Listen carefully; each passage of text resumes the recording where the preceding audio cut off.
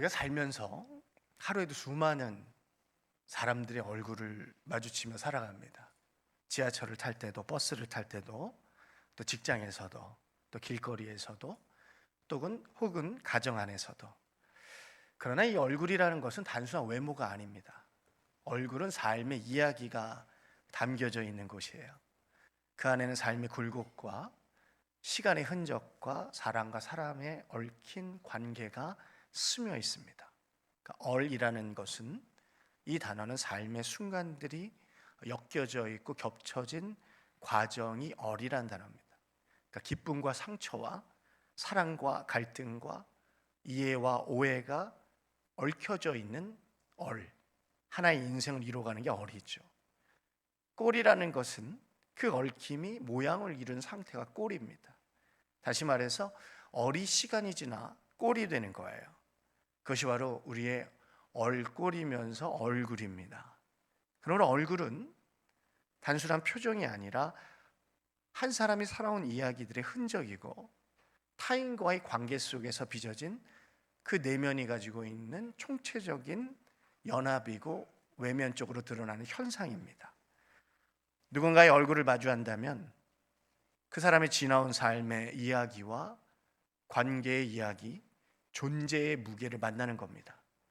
그래서 얼굴이라는 것은 단지 생김새가 아니라 그 사람이 누구이며 어떻게 살아왔는지를 마주해주는 삶의 증언입니다. 얼굴은 말이 없습니다. 그러나 참 많은 것을 말해줍니다. 어떤 얼굴은 지쳐있고, 어떤 얼굴은 화가 나 있습니다. 어떤 얼굴은 무언가 숨기려 하고, 또 어떤 얼굴은 말 못할 슬픔이 서려져 있어요.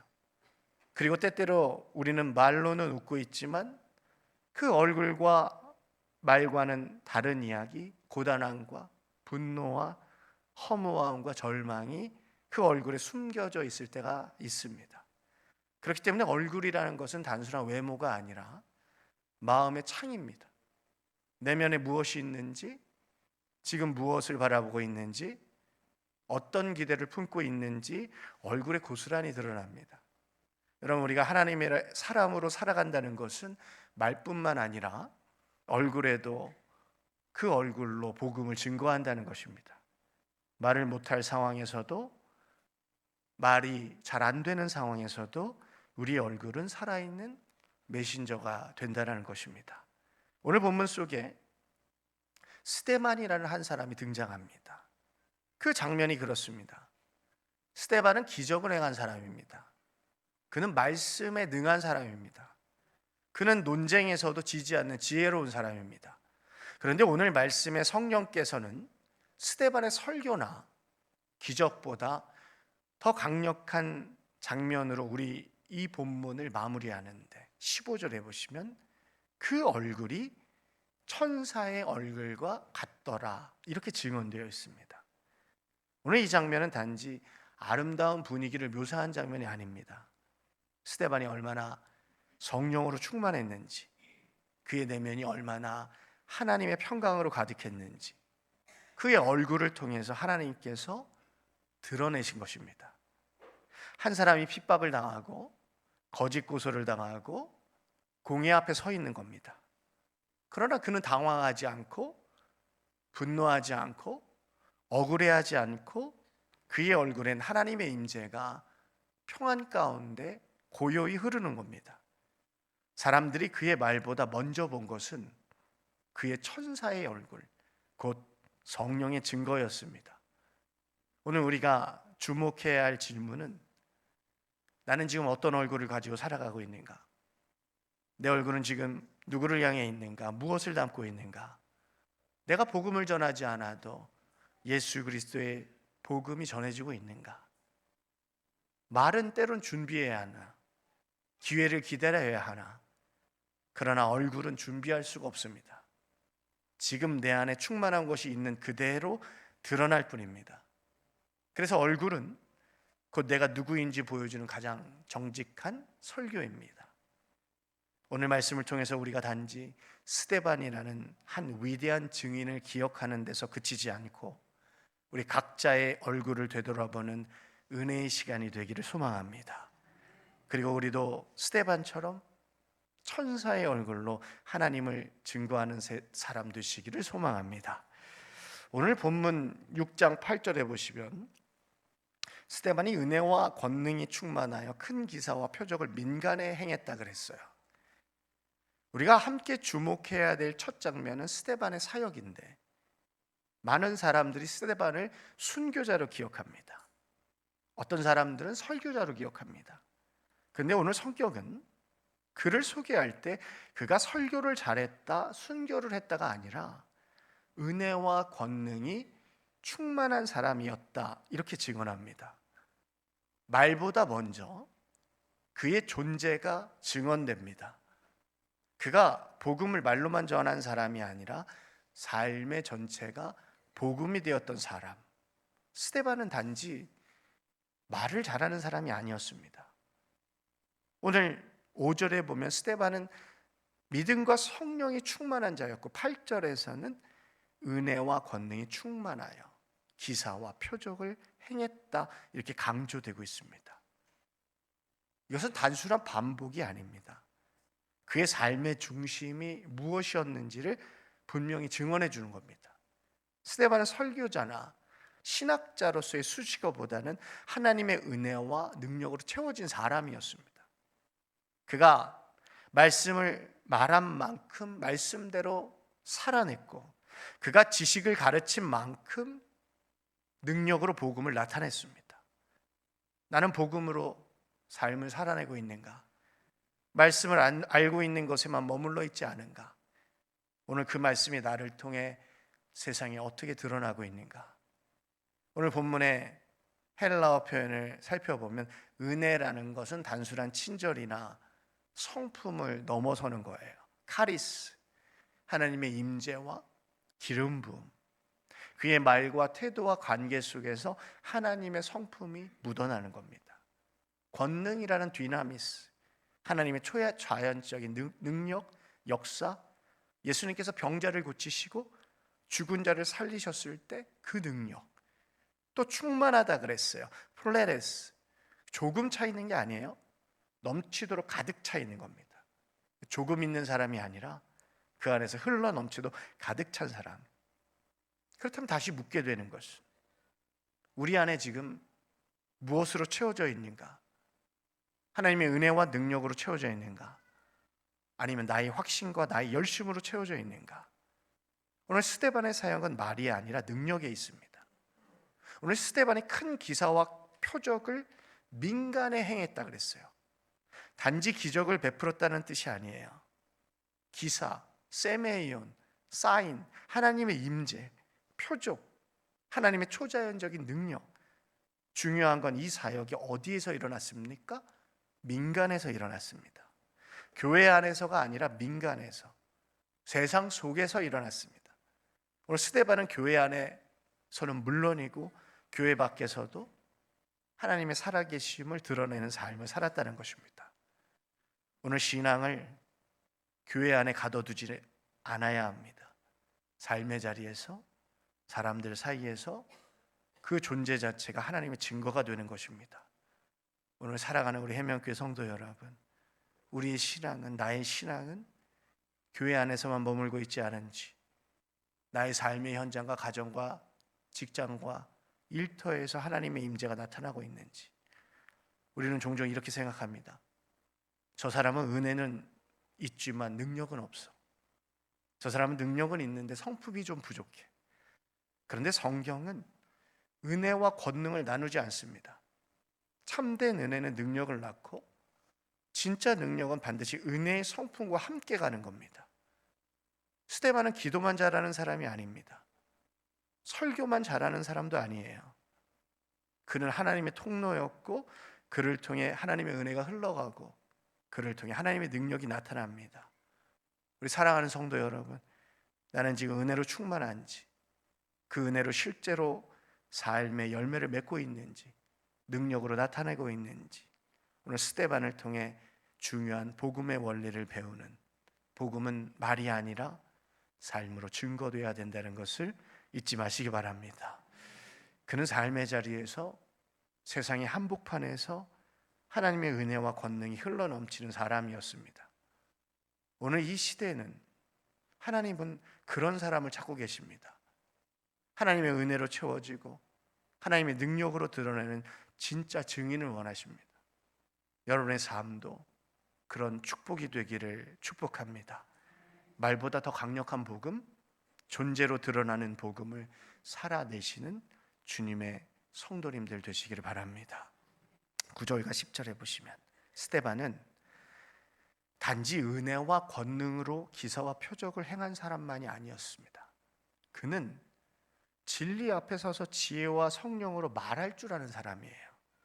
오늘 우리가 함께 읽은 본문은 세상의 한가운데 복음을 어떻게 말하고 증언해야 되는지 우리에게 매우 귀중한 통찰력을 줍니다. 오늘 본문은 스데반은 논쟁의 자리 앞에 서게 됩니다. 세상의 지성 앞에 서게 됩니다. 오늘 본문에서 스데반이 자유민들과 논쟁했다라고 증언합니다. 자유민이라는 것은 단순한 일반 군중이 아닙니다. 로마에 풀려난 유대인들, 노예들의 후손이에요. 헬라 문화 속에서 자라난 소위 말하는 고학력자들이에요. 말 그대로 당대의 지식인들입니다. 구레네, 알렉산드리아, 길리기아, 아시아에서 온 사람들. 그들은 율법에 능하고 수사학, 레토릭에 능한 사람들이에요. 논리와 철학으로 무장한 지성적인 집단입니다. 그런 사람들과 스데반이 마주 서 있어요. 그리고 오늘 성경이 그 만남을 논쟁했다라고 표현하는데, 논쟁하다는 헬라어나 수제테어는 가벼운 언쟁이 아니에요. 깊은 토론이에요. 철저히 준비된 지성적인 말과 그리고 공개적인 토론, 싸웠던 얘기가 아니에요. 오늘 스데반은 교회 안에서 신앙을 말했던 사람, 그리고 교회 밖에서 지성적으로 신앙을 변증했던 사람입니다. 지성적인 공격 앞에서도 복음을 드러낼 준비가 되어 있었던 사람. 오늘 우리는 세상의 질문과 비판 앞에서 변증할 준비가 되어 있는가? 사람들의 시선과 논리적인 공격 앞에서 위축되지 않고 복음을 말할 수 있는가?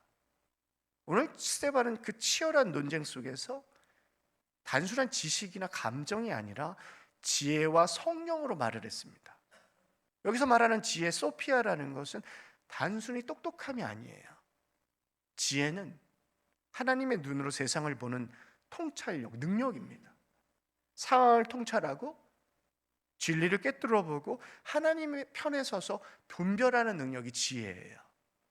그래서 욥기 28장 28절이 이렇게 증언합니다. 주를 경외함이 지혜요, 하나님을 향한 두려움이 지혜다. 악을 떠남이 명철이라. 진짜 지혜는 하나님을 두려워하는 데서 시작됩니다. 그리고 스데반에게는 성령의 권능이 깃들어져 있어요. 푸뉴마, 바람처럼 생기처럼 임하는 하나님의 영이 깃들여져 있어요. 스데반은 단순히 논리로 이기려 하지 않았습니다. 단순히 감정적으로 반응하지 않았습니다. 그의 말은 성령님께서 움직이는 진리의 언어였다는 겁니다. 그가 말할 때 그 말 속에 하나님의 호흡이 깃들여져 있습니다. 오늘 나에게 이런 질문을 던져봅니다. 내 말에는 성령님의 호흡이 깃들여져 있는가? 나는 세상을 내 논리로만 설득하려 하고 있지 않은가? 아니면 하나님을 드러내기 위해 말하고 있는가? 나의 억울함을 위해 말하고 있는가? 오늘 본문이 이렇게 결론을 짓죠. 그들이 능히 당하지 못하여. 그들이 싸워 힘이 없다는 거예요. 논리적으로도 영적으로도 스데반을 감당할 수 없는 겁니다. 스데반의 말에 지혜의 날카로움이 있고 성령의 권위가 함께 있는 거예요. 그가 사람을 이기려고 논쟁하지 않습니다. 그가 빛을 비추고 그 빛 앞에 어둠이 쓰러집니다. 자유민들이 결국 스데반의 말에 대항하지 못하고 어떻게 합니까? 뒤에서 사람을 매수하고 거짓 증언으로 고소하고 비열한 방식으로 돌아섭니다. 진리를 이길 수 없으니까 진리를 왜곡합니다. 그렇다면 우리가 질문을 합니다. 나는 누군가를 설득하기 위한 말을 하고 있는가? 하나님의 진리를 드러내는 생명의 언어를 사용하는가? 지성적이고 영적인 변증자 스데반, 오늘 스데반의 변쟁은 단지 논쟁이 아니라 지성으로 준비된 사람, 성령으로 덧입혀진 사람, 그의 말은 공격이 아니라 또 방어도 아니고 그의 말은 하나님의 진리를 비추는 빛이었다는 겁니다. 오늘날 세상은 여전히 복음을 공격합니다. 때로는 비난하고 조롱하고 때로는 왜곡합니다. 그때 우리가 어떤 자리에 어떤 자세로 서야 하는가? 지식으로만 말하지 않고 감정으로만 말하지 않고 지혜와 성령으로 말할 수 있는 우리 해명교회 성도님들 되시기를 축복합니다. 그리고 오늘 본문은 11절부터 14절에 보면 우리의 마음을 아프게 하는 장면이 등장하죠. 지혜와 성령이 충만했던 스데반이 그의 말은 진리인데 그의 얼굴은 천사와 같았는데 그런데 진리의 충만함과 세상의 거짓과 충돌합니다. 그리고 그 충돌은 잔인한 방식으로 왜곡된 방식으로 나타납니다. 오늘 본문에 보시면 하나의 충만함이 나타나는데 또 다른 하나의 충만함이 뭡니까? 거짓과 선동이에요. 조작과 왜곡으로 가득한 세상의 충만함. 본문 11절에 이렇게 증언하죠. 사람들을 매수하여 말하게 하되 이 사람이 모세와 하나님을 모독하는 말을 하는 것을 우리가 들었노라 하게 하고. 진리는 모든 사람에게 환영받지 못합니다. 오히려 진리는 사람의 내면 깊은 곳을 찌르기 때문에 때로는 불편합니다. 때로는 저항을 일으켜요. 스데반의 말은 지혜롭고 성령으로 충만했지만 그 말을 들은 사람은 기쁘게 받아들이지 않았어요. 그들의 기득권과 자기 신념, 왜곡된 종교적 체계를 흔들리는 걸 두려워합니다. 그래서 그들이 어떻게 반응합니까? 논리로 맞설 수 없으니까 사람들을 매수합니다. 이 매수하다는 건 뭐냐? 헬라어 단어에 몰래 심어서 속여서 집어넣다는 거예요. 단순히 거짓말을 한 게 아니에요. 철저히 계획하고 고발하고 조작하는 겁니다. 우리도 종종 불편한 진리 앞에 서게 됩니다. 그럴 때 우리가 어떻게 반응하는가? 회피하는가? 아니면 외면하는가? 아니면 진리를 외면하고 마주하는가? 하나님의 뜻을 따라 때로는 결단하는가? 오늘 12절에 보세요. 대중을 움직이는 감정에 선동을 합니다. 백성을 충동합니다. 그러니까 충동시켰다. 오늘 헬라어 단어 감정을 자극하고 마음을 요동치게 하는 게 충동하는 거예요. 진리는 사람의 감정을 이용하지 않습니다. 진리는 오히려 감정을 순수하고 맑게 만들죠. 삶의 중심을 세우죠. 그런데 이들은 분노와 불안을 어떻게 합니까? 이용합니다. 팩트가 아니라 감정으로, 진실이 아니라 선동으로 사람들 마음을 흔들어 놓습니다. 오늘날 우리의 마음을 선동하는 사람들의 메시지를 조심해야 돼요. 오늘날 우리가 사는 세상도 마찬가지예요. 논리보다는 자극이 앞서 있고 진실보다는 감정이 앞서 있고 누군가의 말 한마디와 SNS의 자극적인 영상 하나가 한 사람의 인생을 흔들고 공동체 전체를 요동치게 만듭니다. 그러나 사랑하는 성도 여러분, 지식과 지혜가 충만한 그리고 성령이 깃들여져 있는 사람은 그 감정의 파도에 흔들리지 않는 존재가 되어야 합니다. 진리 위에 서서 성령의 바람을 움직이는 사람이 되어야 합니다. 그리고 13절에 이렇게 증언하죠. 거짓 증인들을 세우니 이 사람이 이 거룩한 곳과 율법을 거슬러 말하기를 마지 아니하는도다. 거짓은 언제나 연속됩니다. 하나의 거짓은 또 다른 거짓을 낳고 결국 사람까지 이용해 사실과 정의를 왜곡하는 자리까지 만들게 됩니다. 오늘 이 장면을 우리는 어디선가 본 듯한 비슷한 장면을 마주합니다. 예수님께서 재판받으실 때 그 장면, 거짓 증인이 세워지고 억울한 고발이 있고 진리가 침묵하고 세상은 자신들이 만든 정의와 폭력으로 행하고 거짓은 단순한 실수가 아니라 의도된 왜곡이고 하나님이 주신 진리를 꺾으려는 시도입니다. 그리고 그 왜곡은 지금도 우리의 삶 속에서 일어나고 있고 일어날 수 있습니다.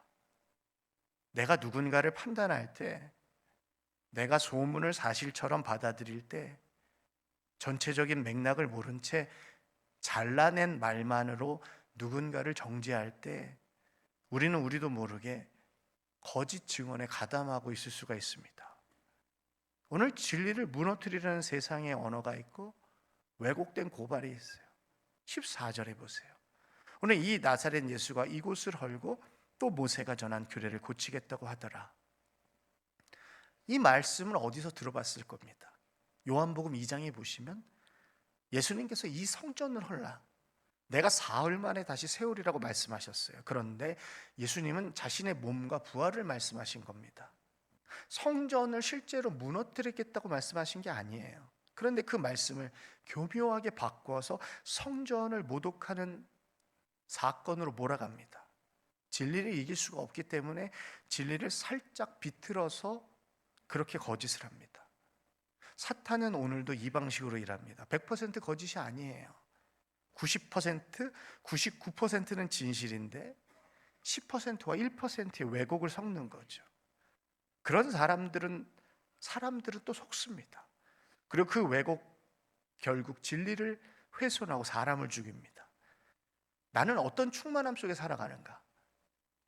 오늘 본문은 우리에게 두 가지 충만함을 보여줍니다. 하나는 성령과 진리에 충만한 사람 스데반.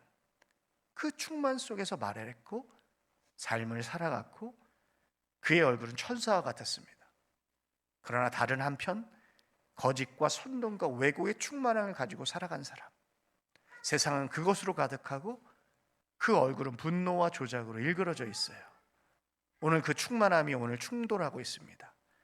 오늘 우리 가운데 삶의 자리에서 우리는 늘 서 있습니다. 나는 지금 어떤 충만함 속에 살아가고 있는가? 나는 진리 앞에 서 있을 수 있는 용기가 있는가? 아니면 세상의 감정과 왜곡된 소문에 흔들리고 있는가? 오늘 진리로 충만한 사람은 세상의 선동 앞에 흔들리지 않습니다. 하나님의 말씀에 가득한 사람은 거짓의 소리에 속지 않습니다. 오늘 우리 안에 스데반과 같은 진리의 담대함과 성령의 충만함이 다시 채워지기를 간절히 소망합니다. 그렇게 주님의 말뿐만 아니라 존재로 증거되는 겁니다. 세상과 충돌하더라도 빛을 잃지 않는 사람이 되기를 축복합니다. 그리고 15절에 보세요. 우리 얼굴에는 우리의 내면이 고스란히 드러나요. 입으로는 아무 말 하지 않아도 사람들은 우리의 얼굴을 보면서 우리가 어떤 상태인지 어떤 마음인지 느낄 수가 있습니다. 오늘 성경 스데반을 이렇게 묘사하죠. 그의 얼굴이 천사의 얼굴과 같더라. 이 짧은 한 구절 속에 스데반이라는 사람의 신앙의 인격과 그의 존재 전체가 담겨져 있어요. 그가 어떤 설교를 했는지보다 그가 어떤 얼굴로 어떤 자리에 서 있었는지가 하나님의 임재를 증거하는 겁니다. 그리고 오늘 본문에 보시면은 공회 중에 앉은 사람들이 다 스데반을 주목했다는 거예요. 주목했다는 헬라어 단어가 집중해서 응시하고 바라봤다는 거예요. 백성들은 선동하고 공회는 그를 정죄하는 그 상황. 그런데 그 한복판에서 스데반은 도망가지 않고 눈을 피하지도 않고 그는 하나님 앞에 선 사람으로 담대하게 모든 시선 앞에 자신의 얼굴을 드러내는 사람. 그의 얼굴이 천사의 얼굴과 같다는 거예요. 천사, 하나님의 뜻을 전하고 하나님의 임재를 반영하는 그 존재.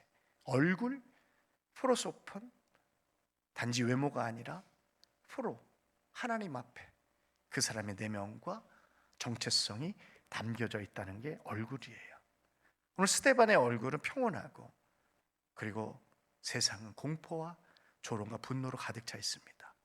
그러나 그의 얼굴에는 두려움이 아니라 하나님의 평강이 깃들여져 있음을 잊지 마시기 바랍니다.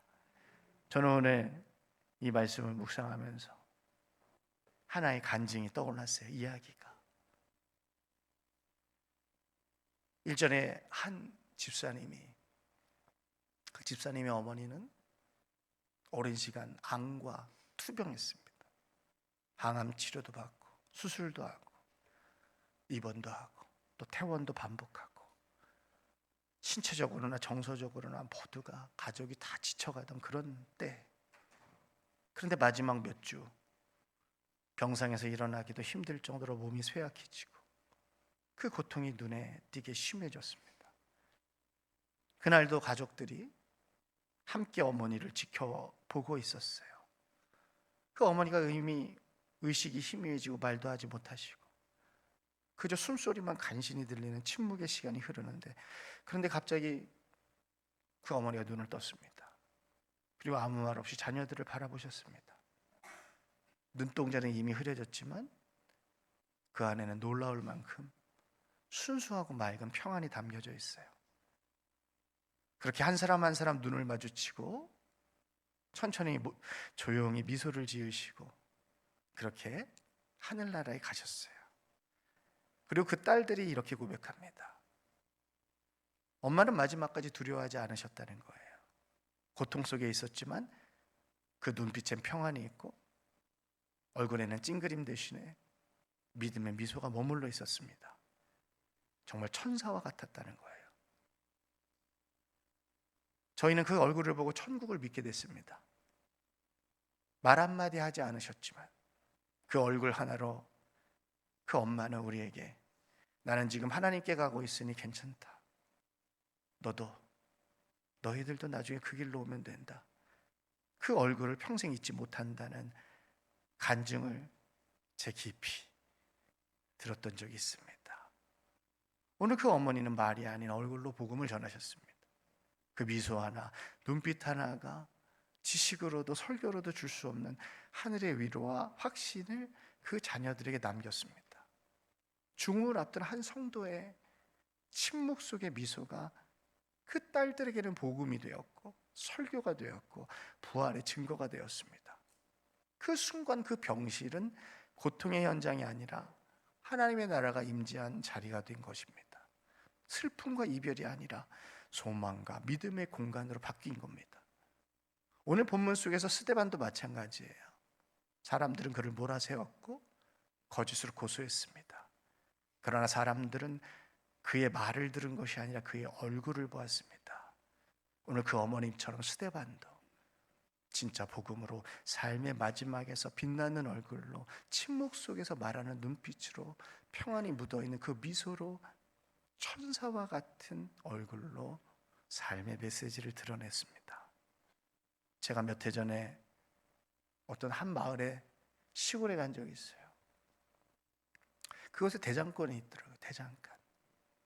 그 대장간에 잠시 들린 적이 있는데 그 대장간에 들어가는 순간 숨이 멈춰질 정도로 그 무명의 일터에서 묵묵히 충성을 다하고 있는 그 대장장이 그분의 얼굴을 볼 때 숨이 막힐 정도로 그분의 깊게 파인 눈가의 주름과 검게 그을린 그분의 얼굴의 표정과 쇠가 부딪히는 소리만 나는데 그 문을 여니 그 안에 무언가 모를 묵직한 음성이 들리는 듯한, 마치 그 공간이 거룩한 예배당처럼 말문이 막히고 그분의 얼굴을 봤을 때 말로 설명할 수 없는 진실함이 느껴지고 그 얼굴은 비록 피곤해 보이고 주름져 있고 햇볕에 그을려 있지만